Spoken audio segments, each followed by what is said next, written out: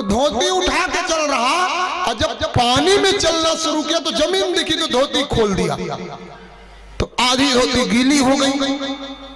जब आधी धोती गीली तो जैसे आप लोग हंस रहे हैं, तो सोचो जब सुन के हंस रहे हो तो देखने वाला कितना हंसा होगा। और द्रौपदी को हंसी आई। द्रौपदी का हंसना, द्रौपदी का हंसना महाराज दुर्योधन के लिए मन में संकट का कारण बन गया। संकल्प लिया, ए द्रौपदी तूने भरी सभा में मेरा मजाक उड़ाया है, मैं धृतराष्ट्र नंदन दुर्योधन संकल्प लेता हूं तुझे निर्वस्त्र करके अपनी जंघा पे बैठाऊंगा। ये संकल्प लेता हूं भरी सभा में तेरा अपमान करूंगा। ए हो कई बार अपने आप को ज्यादा समझदार समझना, मैंने एक दिन और बताया था, कई बार खुद को ज्यादा समझदार समझना दुनिया की सबसे बड़ी बेवकूफी बन जाती है। एक आदमी की नई नई शादी हुई, शादी होने के बाद वो कहाँ जाते हैं योगी जी? आप बोल दो ना माइक से, हनीमून। आप गए हो?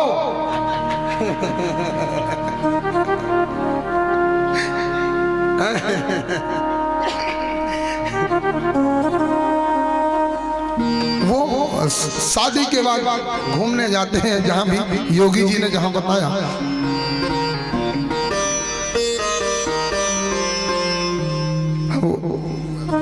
मैं राजस्थान की सत्य घटना बता रहा हूं। एक माई थी, माई की उम्र रही होगी 85-90 साल।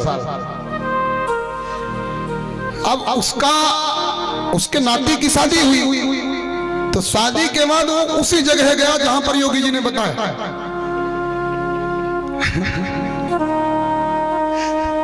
मैं राजस्थान गया, मसूदा शहर की घटना है, ये सत्य घटना है एकदम। और चूंकि इस कथा को सुनेंगे भी लोग, वहां के भी लोग सुनेंगे, चूंकि ये कथा YouTube चैनल के माध्यम से लाइव टेलीकास्ट इस कथा का चल रहा है। Bunty studio Agra YouTube channel में आप सर्च करेंगे, एवं कान्हा जी महाराज वृंदावन आप अपने अपने YouTube में सर्च करेंगे तो ये कथा आपको आपके मोबाइल में सुनाई देगी, पूरी कथा सुनाई जाएगी। और दूसरी जगह की भी जो कथाएं हैं तो वो भी कथाएं आपको श्रवण कराई जाएंगी मोबाइल के माध्यम से ही। संतवाणी टीवी चैनल में भी लाइव टेलीकास्ट है। एकदम सत्य घटना बताऊं मैं, इस शब्द का बड़ा लफड़ा हुआ। एक बार जब वहां गया मैं, तो उस माई से पूछा, मैंने कहा क्या बात है? अरे वो लल्ला नहीं दिख रहा, उसके नाती का नाम लिया। मैंने कहा कहाँ गया, वो दिख नहीं रहा। अरे बोले महाराज, दुखी होके बोलती है, अकेले अकेले चला गया। हमने कहा था हमको भी ले चलो, तो नहीं ले गया। हमने कहा कहाँ गया? उसने कहा हनीमून मनाने गए। तो मैंने कहा कि क्या होता है आप जानते? बोले और क्या, शादी के बाद लोग तीर्थ करने जानते हैं, वहीं गए।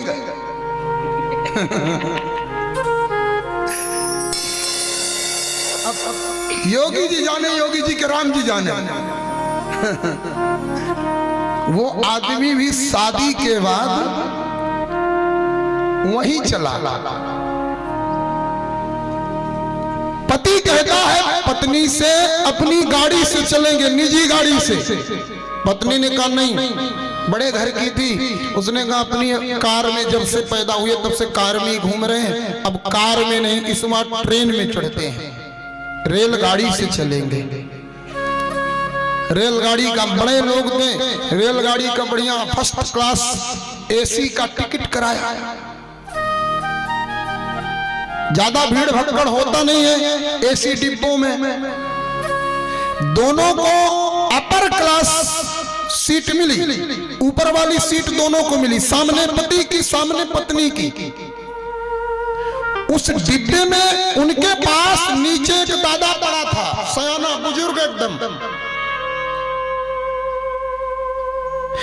दोनों सीट के बीच में एक लाल लाल कुछ ऐसा लटक रहा था।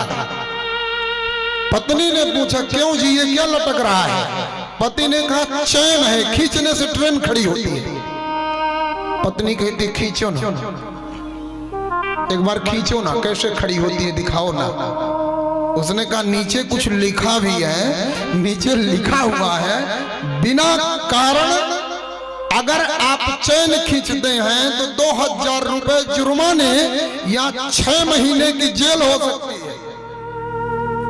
पत्नी ने कहा, चैन खींच लो, नाम इस बुढ़ऊ को लगा देंगे। अब नीचे पड़ा हुआ वो दादा सोचे कि ये पति पत्नी है कि आफत है। चैन खुद खींचने वाले हैं, फंसाने वाले अपने राम जी को हैं। पत्नी ने जिद किया, पति ने खींच लिया। चैन खींचने से पहले पति ने कहा, जेब चेक कर ले, रुपया पैसा है कि नहीं।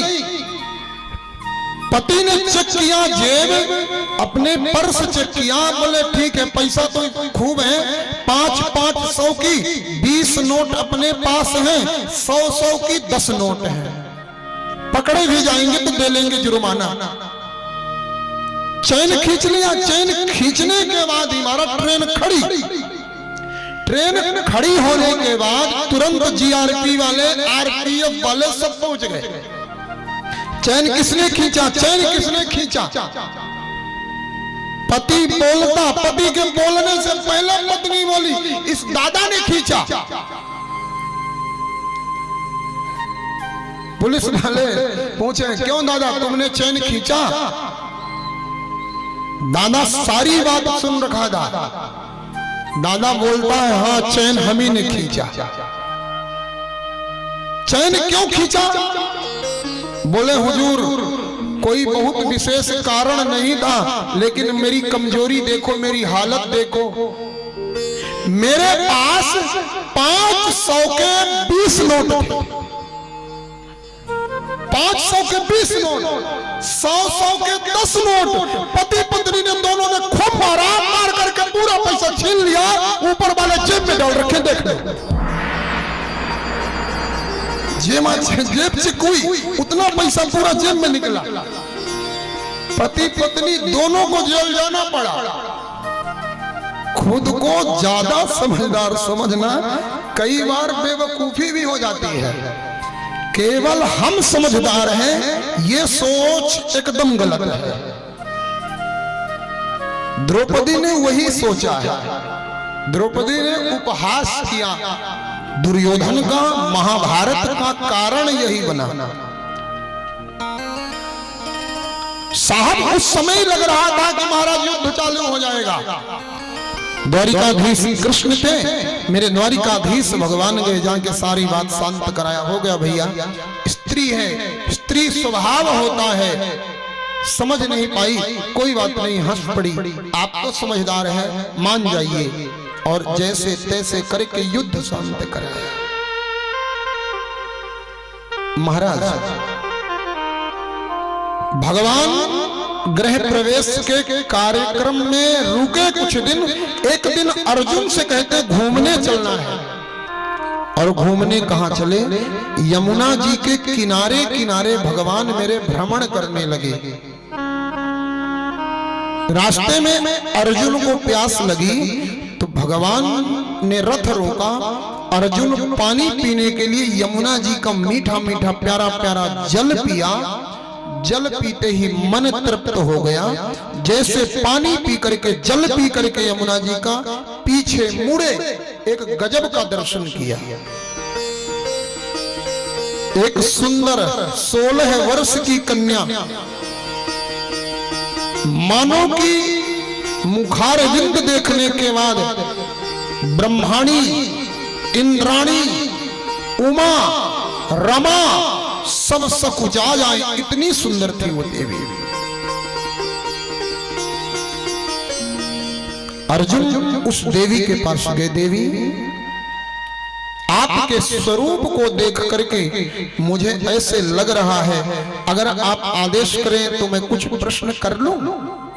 देवी ने कहा, पूछिए महाराज। अर्जुन ने प्रश्न किया, कातम कस्यासि शुश्रोणि कुतोसी किम चिकीर्षसि मन्ये त्वाम पतिमिच्छन्ति सर्वं कथय शोभने सर्वं कथय शोभने। अर्जुन ने प्रश्न किया, का तुम, आप कौन है? कस्यासी, किसकी बेटी हैं? कुतोसी, कहां से हैं? किम चिकीर्षसि, आपके मन में क्या है? बुरा ना मानो तो एक बात कहूं, आपकी मंद मंद मुस्कान, आपकी तपस्या, आपके हाव भाव ऐसे कहते हैं जैसे आप पति के लिए तपस्या कर रही हैं। वो देवी तुरंत बोल पड़ी, अहम देवस्य सवितुर् दुहिताम पतिमिच्छति विष्णुं वरेण्यं वरदां तपः परमास्थितम्। बिल्कुल हे देव, तुमने सही कहा, मैं पति पाने के लिए तपस्या कर रही हूं। इसने पहले ये नहीं बताया कि मैं कौन हूं, कहां से हूं, किसकी हूं। सबसे पहले अपना प्रयोजन बता दिया। अर्जुन ने कहा, विवाह की बात तो मैं भी किसी से रख सकता हूं, कैसा पति चाहिए? बोले, नंद नंदन द्वारिकाधीश को पति के रूप में पाना चाहती हूं। अर्जुन ने कहा, जाकर के चर्चा चलाऊं तो क्या बताना पड़ेगा? आपका नाम क्या है? तो कालिंदी समख्याता बसामी यमुना जले निर्मिते भवना पित्रा यावत अच्युत दर्शनम। हे देव, मेरा नाम कालिंदी है, सूर्य नारायण की पुत्री हूं, यमराज मेरा भाई है, और परिचय रहती हूं यमुना के अंदर। मेरे पिता ने मेरे लिए घर बना के दिया है, जब तक शादी नहीं होगी तब तक यह मकान रहेगा, जिस दिन शादी हो जाएगी यह मकान लुप्त हो जाएगा। पर विवाह मैं नंद नंदन से ही करूंगी। क्या कारण है श्याम सुंदर से ही विवाह करने का? बोले, ठाकुर जी के स्वरूप को एक बार मैंने स्वप्न में दीदार किया था, और जब से उनके जादू भरी आंखों को मैंने स्वप्न में दर्शन कर लिया है ना, तो मैं उन नजरों की, उनके गोविंद की नजरों की कृपा नजरों की दीवानी हो गई हूं। जब से श्याम सुंदर का मैंने दीदार किया है सपने में, ये हो भगवान की आंखों में वो जादू है, वो जादू है। एक बार जो मेरे श्याम सुंदर के नजरों का दीदार कर लेना, फिर वो किसी और का हो नहीं सकता। भगवान की आंखें कैसी है? अरे जादू भरी तेरी आंखें जिधर गई, जादू भरी तेरी आंखें जिधर गई, जादू भरी तेरी आंखें जिधर गई, जादू भरी तेरी आंखें जिधर गई, जादू भरी तेरी आंखें जिधर गई। मैंने की कटारी मारी, बारी छुई कोई छतियों से उतर गई, जादू भरी तेरी आंखें जिधर गई, जादू भरी तेरी आंखें जिधर गई। मैंने की कटारी मारी, बारी छुई कोई छतियों से उतर गई, जादू भरी तेरी आंखें जिधर गई, जादू भरी तेरी आंखें श्री हरिदास।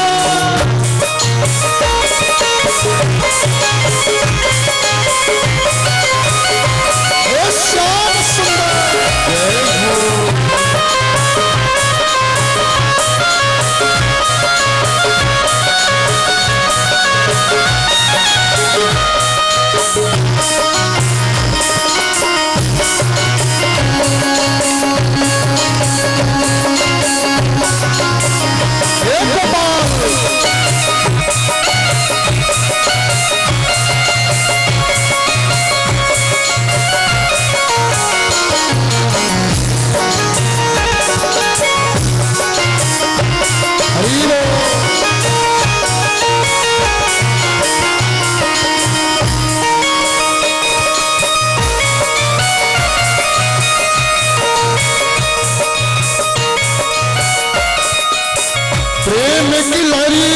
अली ब्रज दोनों, प्रेम की लड़ी अली ब्रज दोनों, प्रेम की लड़ी अली ब्रज दोनों, प्रेम की लड़ी अली ब्रज दोनों, बरस परी मोती सी बिखरे गई, बरस पड़ी मोती सी बिखरे गई, जादू भरी तेरी आंखें बिखर गई, जादू भरी तेरी आंखें बिखर गई, नैनों की कटाई मारी बारी छुई मुई छटियों पे उतारी गई, जादू भरी तेरी आंखें बिखर गई, जादू भरी तेरी आंखें बिखर गई।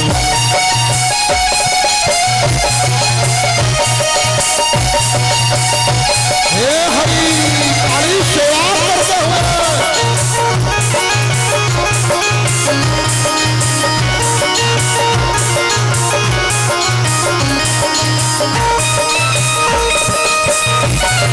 मेरी बड़ी तालियां बजनी चाहिए।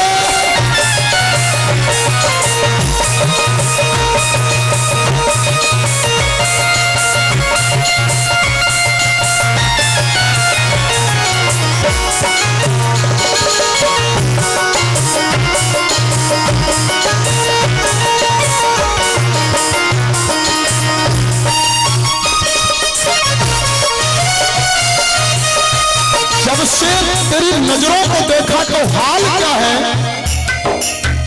अब पल पल की तरफ नहीं तारे, पल पल की तरफ नहीं तारे, अब पल पल की तरफ नहीं तारे, पल पल की तरफ नहीं तारे, छिन छोड़ के जनू जाने निकल गई, जिन छोड़ के जनू जाने निकल गई, जादू भरी तेरी आंखें बिखर गई, जादू भरी तेरी आंखें बिखर गई, नैनों की कटारी मारी बारी छुई मुई छतियों में उतरी गई, जादू भरी तेरी आंखें बिखर गई, जादू भरी तेरी आंखें हे हरि बिखर गई।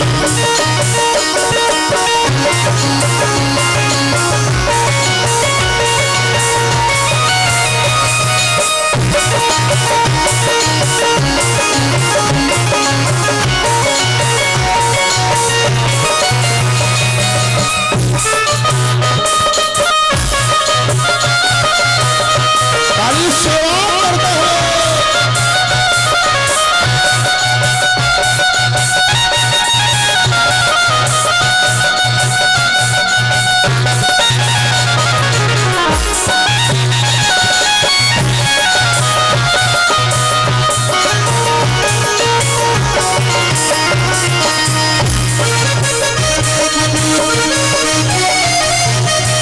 नैन कटारी मारी पलकन मारी, कटारी वाली पलकन मारी, नैन कटारी मारी पलकन मारी, कटारी वाली पलकन मारी, जादू की पिटारी ब्रज छुई मुई कर गई, जादू की पिटारी जब छुई हुई कर गई, जादू भरी तेरी आंखें बिखर गई, जादू भरी तेरी आंखें बिखर गई, नैनों की कटारी मारी मारी छुई मुई छतियों में अरे गई, जादू भरी तेरी आंखें बिखर गई, जादू भरी तेरी आंखें बिखर गई, जादू भरी तेरी आंखें बिखर गई, जादू भरी तेरी आंखें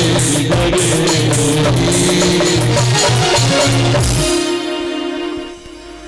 भगवान के वो नैनों का जादू है। एक बार जो सरकार के नजरों से अपनी नैना चार कर ले, वो फिर जगत का दीदार करना स्वीकार नहीं करेगा।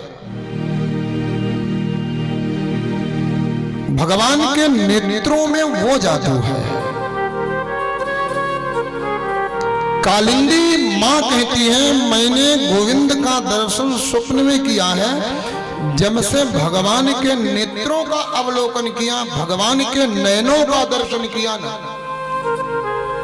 उनकी नजरों से वो करुणा बरसती है, जिस करुणा को पाने के लिए बड़े बड़े देव, ब्रह्मा, शिव इत्यादि तरसते हैं। वो कृपा का सागर उनके नजरों से सदैव छलकता रहता है। हम उन्हीं को अपना बनाना चाहते हैं। अर्जुन तुरंत वहां से गए और भगवान गोविंद से प्रार्थना किया, प्रभु आदेश हो तो एक बात कहना चाहता हूं। भगवान ने कहा, बोलो अर्जुन। मतलब भगवान देखिए, बुरा मत मानिएगा, 3 शादी आपकी पहले से हो रखी है, मुझे मालूम है। प्रभु अगर मान लीजिए कहीं से चौथे की बात आती है तो अपने को हाँ करना है कि मना करना है? क्या करना है? भगवान ने कहा, देखो भैया, मर्यादा पुरुषोत्तम प्रभु श्री राघव अवतार में आया था, जब राम अवतार में आया था तो ये सब बातें सोचना पड़ता था। अभी बिना सोचे विचारे सब हाँ करते जाओ। और भगवान का चतुर्थ विवाह मां कालिंदी के साथ में होता है। भगवान का 5वां विवाह है विंद और अरविंद, 2 भाई थे, इनकी एक बहन थी मित्रविंदा। भगवान का 5वां विवाह मित्रविंदा के साथ में होता है। भगवान का 6वां विवाह नागनेजिति के साथ में होता है। भगवान का 7वां विवाह लक्ष्मणा के साथ में होता है।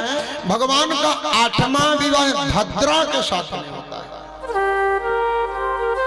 मेरे प्रभु के ये 8 विवाह रहे।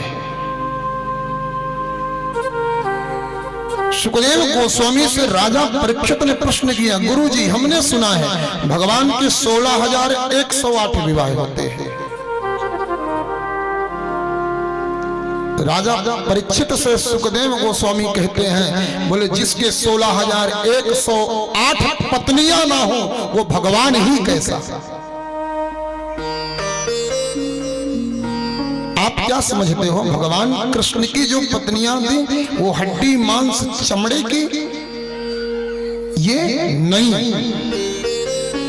मेरे श्याम सुंदर की जितनी भी देवियां थी, पट्ट महिषियां थी ना, पटरानियां थी ना, वो कोई साधारण नहीं।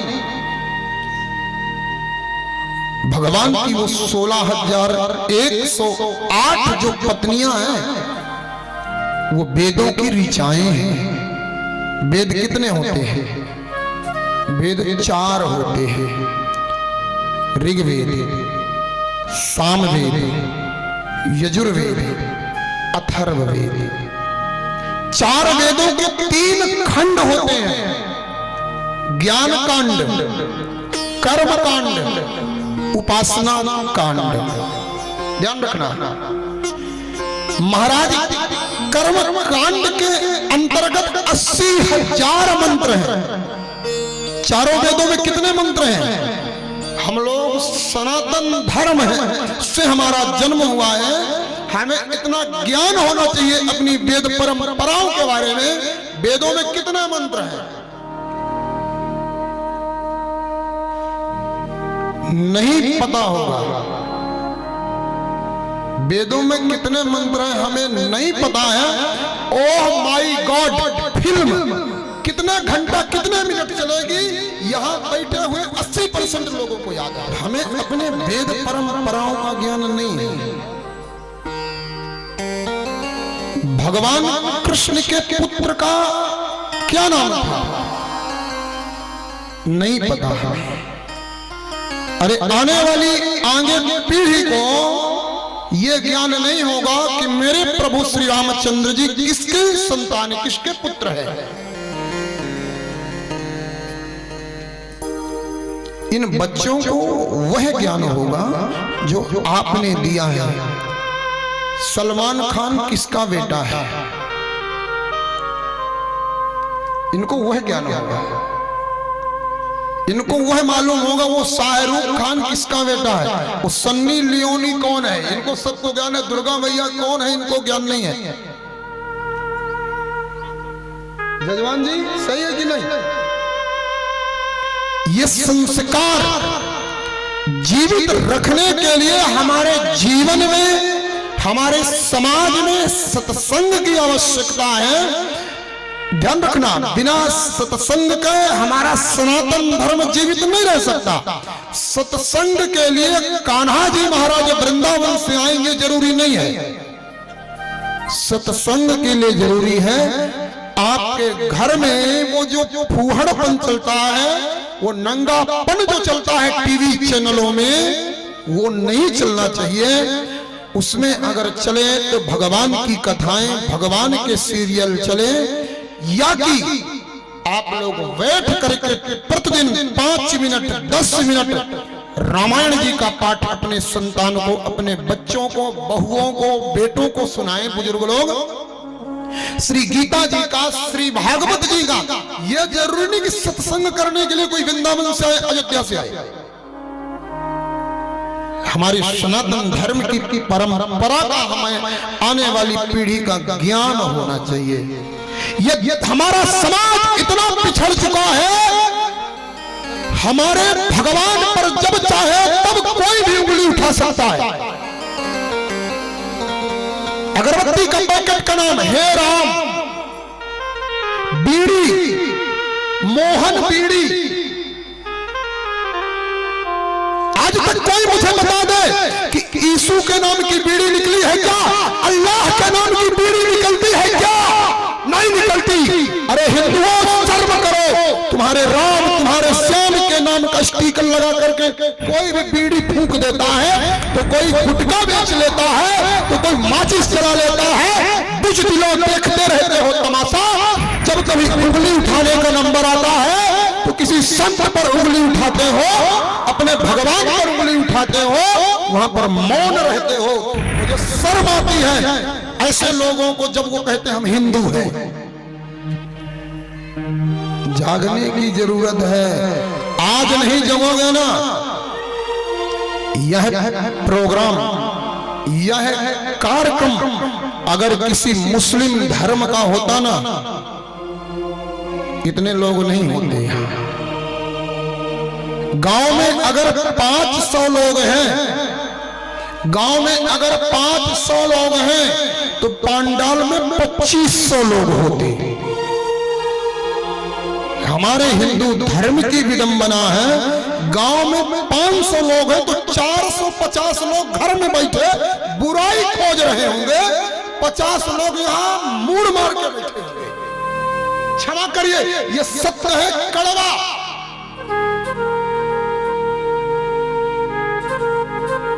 सनातन धर्म को जीवित रखने के लिए आपको जरूरी है हमारे शास्त्रों से, हमारे वेदों का ज्ञान हमें हो, और हम अपनी औलाद को, आने वाली पीढ़ी को। अन्यथा ध्यान रखना, धर्म नहीं बचेगा तो तुम नहीं बचोगे।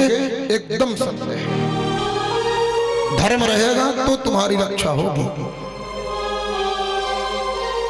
मैं निवेदन आपसे कर रहा हूं, वेदों का हमें ज्ञान हो। 4 वेद हैं, 4 वेद में 3 खंड, ज्ञान कांड, कर्म कांड, उपासना कांड। कर्म कांड में 80,000 मंत्र, उपासना कांड में महाराज 16,000 मंत्र। और राम जी थोड़ा मेरे मुंह से गलत निकल गया। कर्म कांड में 80,000, उपासना कांड में 16,000, ज्ञान कांड में 4,000 मंत्र है। ज्ञान कांड में 4, कर्म कांड में 80, उपासना कांड में 16,000 मंत्र। उपासना का मतलब क्या होता है? उपवास रहते हो? उपवास कौन कौन रहता है? हाथ ऊपर करना। हाँ, कौन कौन उपवास रहता है? उपवास का अर्थ मालूम है? नहीं मालूम। हम लोग समझते हैं कि उस दिन रोटी ना खाएं, चावल ना खाएं,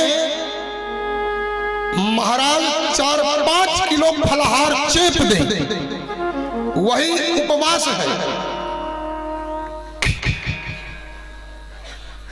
केला केला, गाजर का हलवा, सेव, दूध, रबड़ी खाएं, यह उपवास है नहीं। उपवास वह नहीं है। उपवास का अर्थ होता है अपने आप को भगवान के सामने, भगवान के नजदीक महसूस करना। मेरे सामने भगवान है, मैं भगवान के सामने हूं, ऐसा अनुभव करना उपवास है।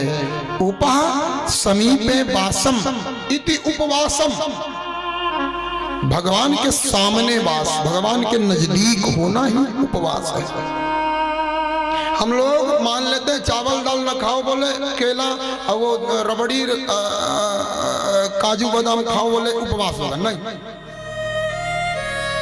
भगवान के सन्निधि का अनुभव ही उपास है। उपासना कांड के 16,000 मंत्र ही भगवान की पत्नियां हैं। 100 उपनिषद भगवान कृष्ण कथा का गायन करते हैं।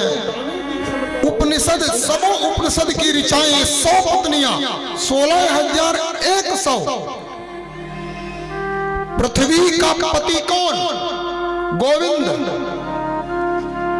पृथ्वी, वायु, आकाश, अग्नि और जल, इन सब का पति कौन? कृष्ण।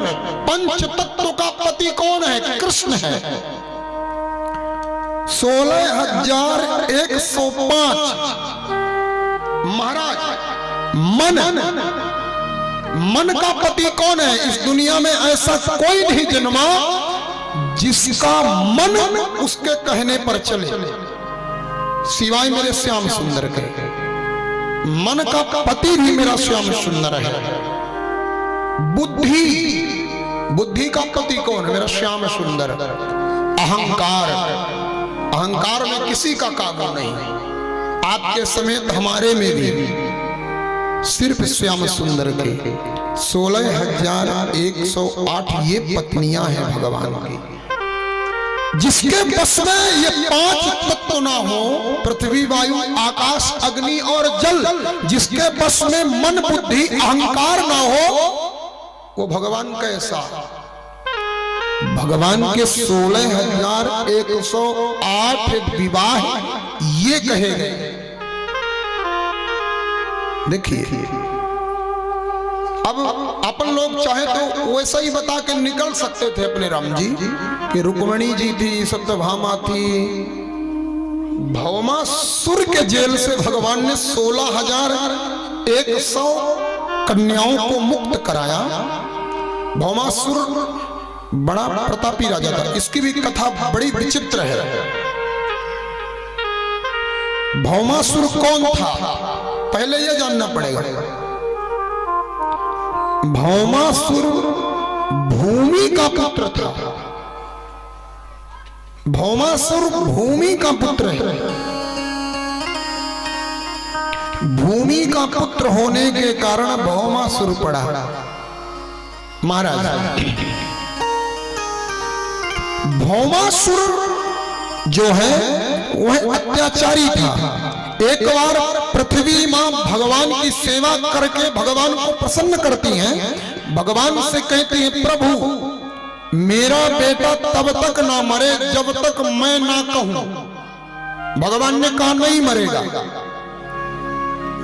दुनिया में ऐसी कोई मां नहीं है जो अपने बेटे के लिए बोल दे कि मेरा बेटा मर जाए। बेटा कितना भी बड़ा दुष्ट हो, कुपुत्रो जायेत क्वचिदपि कुमाता न भवति।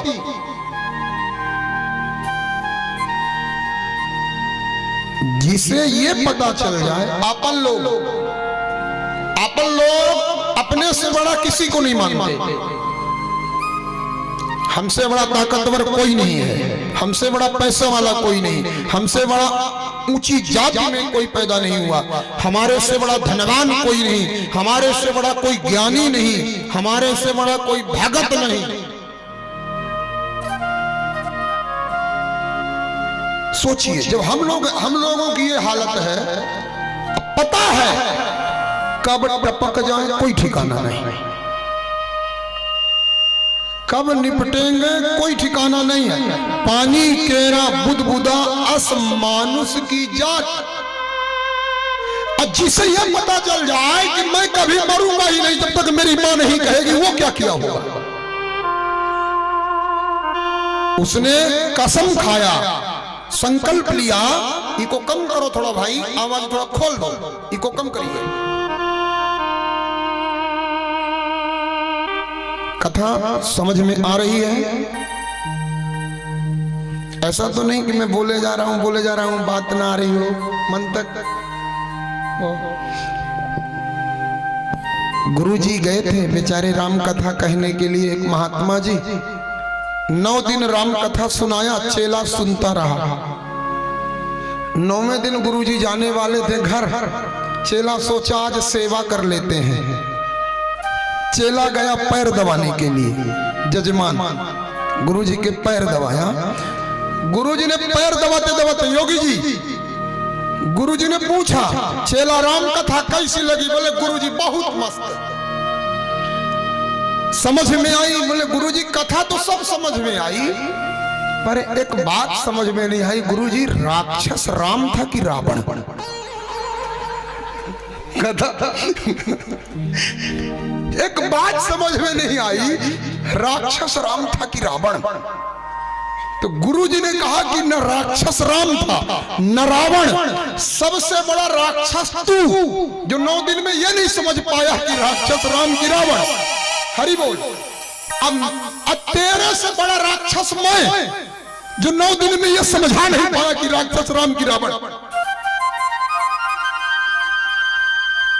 अपने यहां बैठा रखा है, किसी वक्ता में कोई औकात नहीं होती कि वो कथा करे। ये तो भगवान की बंसी यहां रखी है, भगवान फूंक मार रहा है और ये बंसी बज रही है। मेरे प्यारे, कौन बोल सकता है ठाकुर की ये अमित महिमा को? कौन कह सकता है? ये तो कन्हैया की बंसी है, वो बजा रहा है और इधर बज रही है। किसी की क्या औकात है? बड़े स्नेह से आप लोग सुन रहे हैं, मुझे बहुत अच्छा लग रहा है आप लोगों के सुनने का भाव। मैं निवेदन कर रहा था, भौमासुर भूमि का पुत्र है। भूमि के पुत्र होने के कारण इसका नाम भौमासुर पड़ा। पता चला मैं मरूंगा नहीं, अहंकार हुआ, इसने संकल्प लिया कि मैं 21,000 कुमारी कन्याओं से एक साथ एक मंडप में विवाह करूंगा।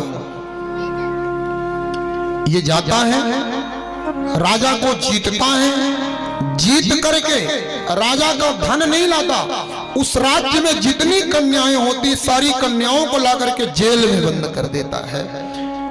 वो कन्याएं इकट्ठी हो चुकी हैं 16,100।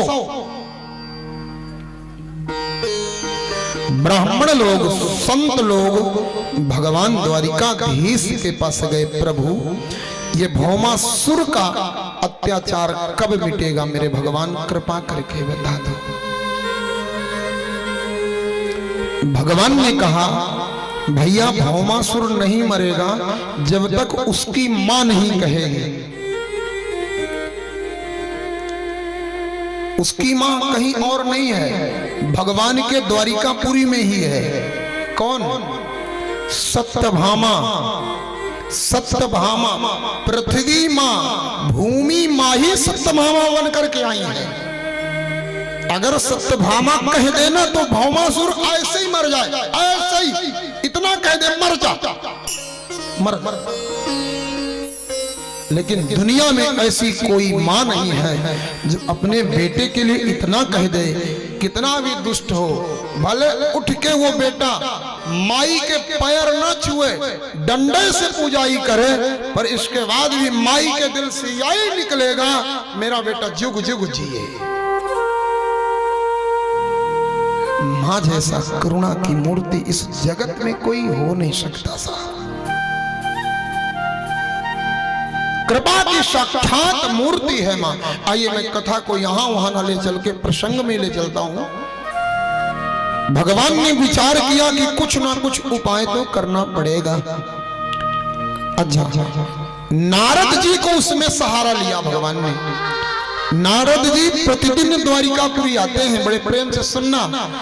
आज नारद जी आए हैं तो पहले स्वर्ग गए, स्वर्ग से 2 फूल लिया नारद जी ने, पारिजात के 2 पुष्प लिया।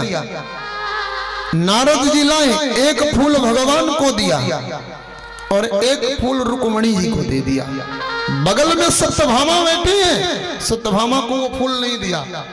सत्यभामा इतने में चिढ़ गई, ये बाबा भी ला करके फूल रुक्मणी दीदी को दिया, मेरे को नहीं दे सकता था। भगवान ने क्या किया, भगवान के हाथ में जो फूल था तो भगवान ने वो सत्यभामा को नहीं दिया, रुक्मणी की चोटी में लगा दिया। सत्यभामा और जल उठी। ये श्याम सुंदर भी जब उनके हाथ में पहले से फूल था तो चोटी में लगाने की क्या जरूरत पड़ रही थी, रूठ करके बैठ गए। जब सत्यभामा जी रूठी तो भगवान मनाने लगे, बात मत करिए आप श्याम सुंदर, मैं सब जानती हूँ, आप तो केवल रुक्मणी दीदी को प्रेम करते हैं, मेरे से आप प्रेम करते ही नहीं। भगवान ने कहा फूल, एक फूल प्रेम का परिचय देता है क्या? वो आने वाला है कुछ दिन बाद, rose day propose day. Shivam बैठे हो, कंपनी से हमारे शिवम भैया भी आए हैं, अभी आने वाला है। बेलन टांग दे।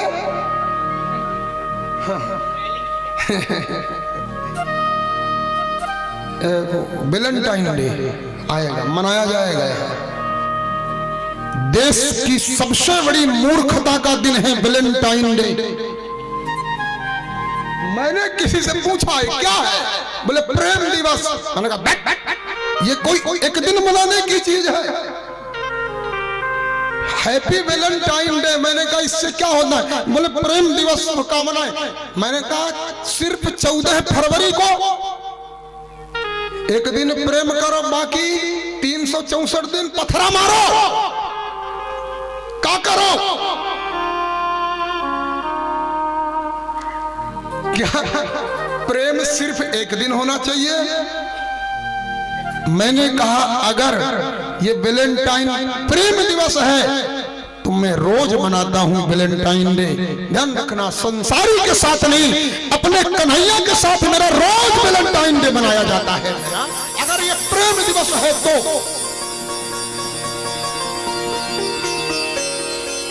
Rose day. कहीं कथा चल रही थी, मैं जगह का नाम नहीं बताऊंगा, वो कोई गुलाब का फूल लाया, हैप्पी रोज डे। मैंने कहा इससे क्या होता है, बोले गुलाब देने से मोहब्बत प्रेम बढ़ता है।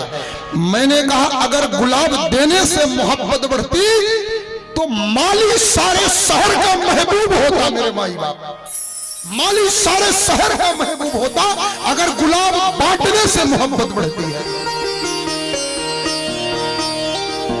गुलाब बांटने से मोहब्बत नहीं बढ़ती, गुलाब बांटने से प्रेम नहीं बढ़ता। मेरे माई बाप, हृदय बांटने से प्रेम बढ़ता है, मन बांटने से प्रेम बढ़ता है। साहब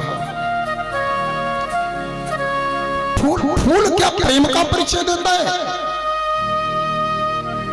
नहीं, फूल प्रेम का परिचय है। जहां पर प्रेम होता है वहां फूल नहीं बिछाया जाता, वहां फूल नहीं दिया जाता। अरे जहमत उठा के श्याम अगर मेरे घर को आएंगे, जहमत उठा के श्याम घर मेरे घर को आएंगे, फूलों की क्या बात, हम तो दिल बिछाएंगे। हम अपने श्याम सुंदर के खातिरदारी में, अपने श्याम सुंदर के प्रेम में दिल बिछाए बैठे। फूल क्या होता है? वो कुछ नहीं। माई बाप, भगवान श्याम सुंदर ने कहा पुष्प प्रेम की परिपक्वता को कैसे निश्चित कर सकता है? सत्यभामा जी ने कहा कुछ भी हो, आपने वो फूल रुक्मणी दीदी की चोटी में क्यों लगाया? भगवान ने कहा अगर फूल से प्रेम सिद्ध होता है तो मैं तुमसे वचन देता हूं कि वो फूल नहीं, वो पारिजात का फूल था। मैं पारिजात का पेड़ इस सृष्टि में सिर्फ एक है, स्वर्ग में उसे उखाड़ के लाता हूं, तुम्हारे आंगन में लगा देता हूं। सत्यभामा कहती तो चलिए ना उखाड़ लाया जाए, अभी चलिए उखाड़ के लाइए। मेरे श्याम सुंदर यह चाहते थे कि तुम ऐसा बोलो। भगवान ने सत्यभामा को लिया और उस रास्ते से भगवान गए जिस रास्ते में भौमासुर रहता है। भगवान ने जानबूझ करके सत्यभामा से कहा, सत्यभामा पता नहीं मेरा मन क्यों करता है मैं शंख बजा दूं, और मेरे ठाकुर ने वहीं शंख का निनाद किया। शंख ध्वनि उस दैत्य को पसंद नहीं आई, तुरंत उठ करके खड़ा होकर के आया। कौन शंख बजा रहा है? भगवान से युद्ध करने लगा। सत्यभामा ने देखा ना जैसे अपने बेटे को, भौमासुर को ममता उमड़ आई, पहचान गई ये पूर्व जन्म का मेरा बेटा है, ये मेरा ही तो पुत्र है। महाराज युद्ध चालू हुआ, भगवान के ऊपर बाण मारे तो भगवान के शरीर में चुभ रहे हैं वो बाण। साथ भगवान जब कोई अस्त्र शस्त्र छोड़े तो भौमासुर पकड़ के खिलौने की तरह फेंक दे। भगवान के अंग प्रत्यंग पर बाण लग गए। सत्यभामा खड़े खड़े तमाशा देख रही है। भगवान का कोई शस्त्र काम नहीं किया।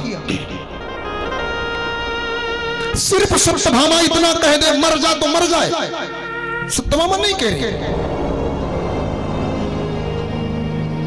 महाराज भगवान ने विचार किया कोई ना कोई लीला करना पड़ेगा। सामने से भौमासुर ने बाण खींच करके मारा, बाण आ रहा है। भगवान ने देखा, सत्यभामा को पकड़ के अपने सामने खड़ा किया, बाण सत्यभामा के सीने में लगा।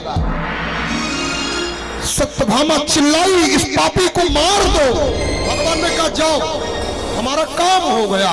तुरंत सरकार ने चक्र सुदर्शन लिया और लेकर के संधान कर दिया।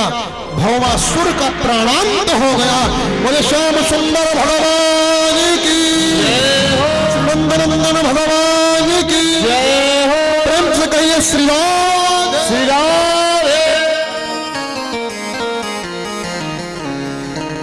मेरे श्याम सुंदर भगवान ने भौमासुर का वध कर दिया। भौमासुर मारा गया। भौमासुर के मरते ही भगवान मेरे कारागृह में गए और कारागृह में जाकर के मेरे श्याम सुंदर भगवान ने महाराज 16,100 कन्याएं जो बंद थी, बड़े ध्यान से सुनना, अगर आप ध्यान से सुनेंगे तो बात समझ में आएगी, अन्यथा नहीं आएगी। मैंने अभी थोड़ी देर पहले बताया कि भगवान की 16,108 पत्नियां कौन है। आप अगर वह मानने के लिए तैयार नहीं है तो मैं एक और बात बताता हूं कि भगवान ने 16,108 विवाह क्यों किया। कारागृह में कितनी देवियां बंद हैं? 16,100। जेल से भगवान ने मुक्त किया। जाओ देवियों अपने अपने घर। श्याम सुंदर के चरण पकड़ लिए। कन्हैया हम घर तो चले जाएंगे पर आप ही बताइए ना, अब कोई पिता हमें अपनी बेटी मानेगा? रावण ने जब मां जानकी का हरण किया ना तो अशोक वाटिका में रखा था, अपने घर में नहीं रखा, अपने जेल में नहीं रखा। लेकिन जमाने ने, दुनिया वालों ने मां सीता पर भी कलंक लगा दिया था। हम तो इसकी जेल में रहे हैं, क्या हमारे ऊपर कलंक नहीं लगेगा? कोई पिता अपनी बेटी बनाएगा, कोई भाई अपनी बहन बनाएगा, या कोई पति हमें अपना बनाएगा। सरकार, इस जगत में जिसका कोई ना हो उसके आप होते हैं, और असरण शरण आप हैं। अगर हमें आपने अपना नहीं बनाया तो जगत में हमें कौन अपना बनाएगा। भगवान ने करुणा करके मेरे सरकार ने 16,100 उन जेल में बंद कन्याओं को अपना बनाते हैं, सिर्फ इसलिए कि ये दर बदर कहां से श्री हरिदास।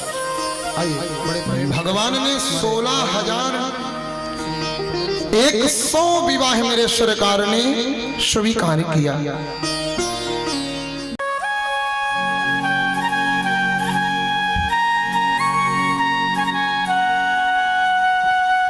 जरी की पगड़ी बांधे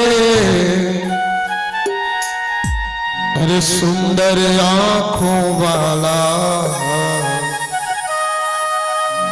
कितना सुंदर लगे बिहारी, कितना लागे प्यारा। जरी की पगड़ी बांधे सुंदर आंखों वाला, की पगड़ी बांधे सुंदर आंखों वाला, कितना सुंदर लागे बिहारी, कितना लागे प्यारा। जरी की पगड़ी बांधे सुंदर आंखों वाला, जरी की पगड़ी बांधे सुंदर आंखों वाला, कितना सुंदर लागे बिहारी, कितना लागे प्यारा।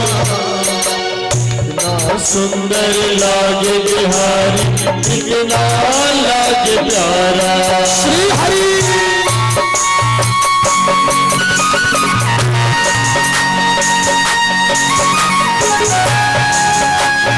खाली सेवा होनी चाहिए भाव से।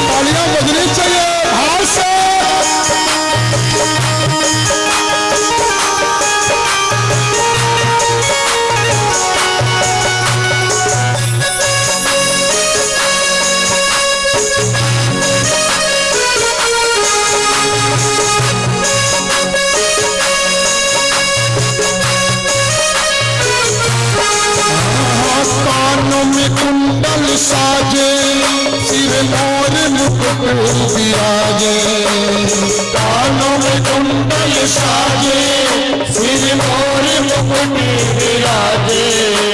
सखियां पगली होती जब जब श्याम की मुरली बाजे, ओ सखियां पगली होती जब जब श्याम की मुरली बाजे। चंदा मेरा सावरा, चंदा मेरा सावरा, हर तारे ग्वाल वाला। चंदा मेरा सावरा और तारे ग्वाल वाला, कितना सुंदर लागे बिहारी, कितना लागे प्यारा। ओ कितना सुंदर लागे बिहारी, कितना लागे प्यारा। जरी की पगड़ी बांधे सुंदर आंखों वाला, जरी की पगड़ी बांधे सुंदर आंखों वाला, कितना सुंदर लागे बिहारी, कितना लागे प्यारा। कितना सुंदर लागे बिहारी, कितना लागे प्यारा।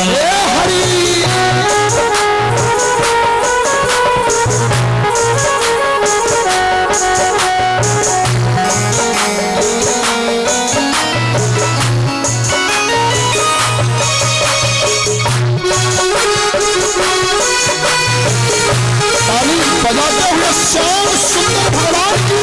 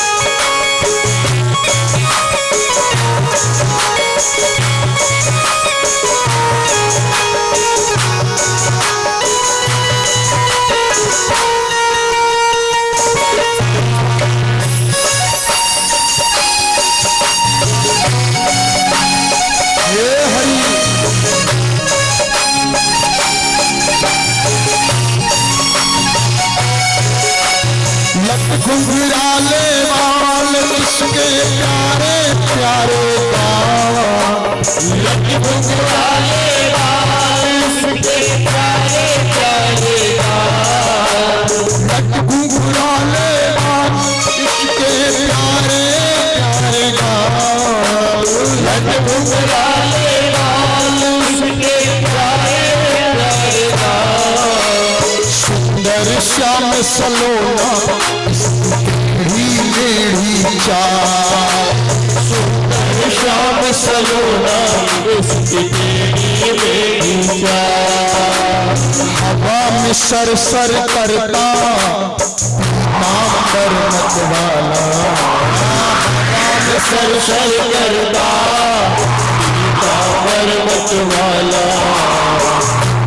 सुंदर लागे बिहारी, कितना लागे प्यारा, कितना सुंदर लागे बिहारी, कितना लागे प्यारा। की पगड़ी वाले सुंदर आँखों वाला, की पगड़ी बांधे सुंदर आँखों वाला। ना सुंदर लागे बिहारी, कितना लागे प्यारा, कितना सुंदर लागे बिहारी, कितना लागे प्यारा।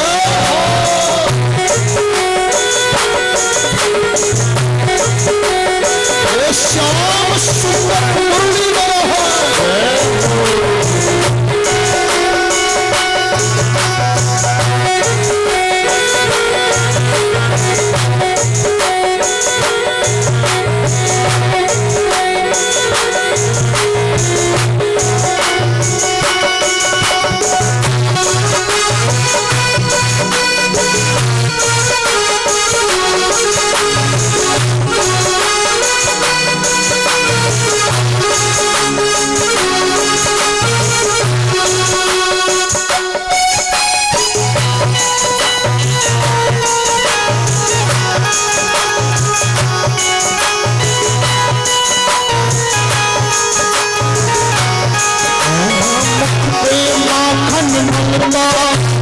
बल घुटने के चलना, मुख पे माखन मलता तू बल घुटने के चलता। देख यशोदा भाग को वो आमन जलना, देख यशोदा भाग को दीवों का मन जलना। देख यशोदा के भाग को देवों का मन जलना, देख यशोदा के भाग को दीवों का मन जलना। माथे पे तिलक है सोहे, आंखों में काजल काला, आंखों में तिलक है सोए, आंखों में काजल काला। ना सुंदर लगे बिहारी, कितना लागे प्यारा, कितना सुंदर लागे बिहारी कितना लागे प्यारा इसकी पगड़ी बांधे सुंदर आंखों वाला, की पगड़ी बांधे सुंदर आंखों वाला ना सुंदर लागे बिहारी कितना लागे प्यारा, वो कितना सुंदर लागे बिहारी कितना लागे प्यारा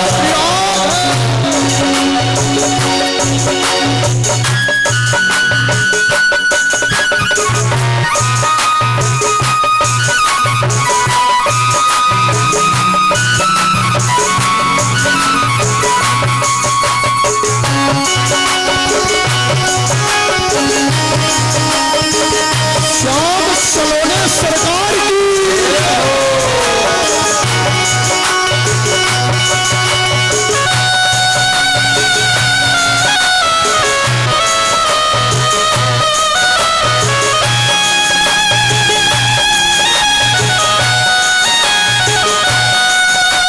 जब जब बंसी बजाए तब मोर भी नाच दिखाए, जब जब बंसी बजाए तब मोर भी नाच दिखाए जब जब बंसी बजाए तब मोर भी नाच दिखाए, जब जब बंसी बजाए जब मोर भी नाच दिखाए अपना में लहरें उठती है कोयल कूकू गाए,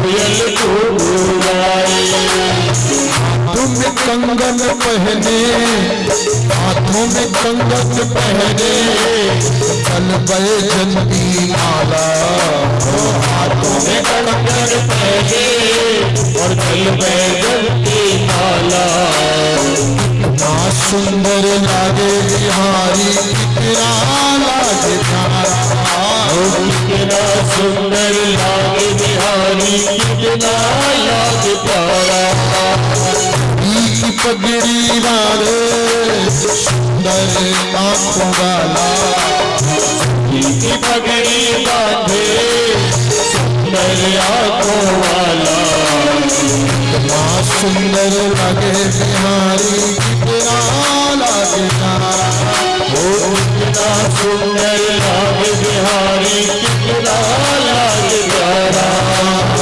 कितना सुंदर लगे बिहारी कितना लागे प्यारा, कितना सुंदर लागे बिहारी कितना लागे